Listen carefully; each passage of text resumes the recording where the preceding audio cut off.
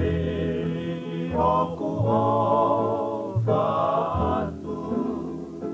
Ko e ko tatau e ni ke whakamahu. Tane kakaua e whakapola o inumia pe ono fisi I pe au. Ua kukomu na no whakaua sia ko e ongo mo e toa ko maafu.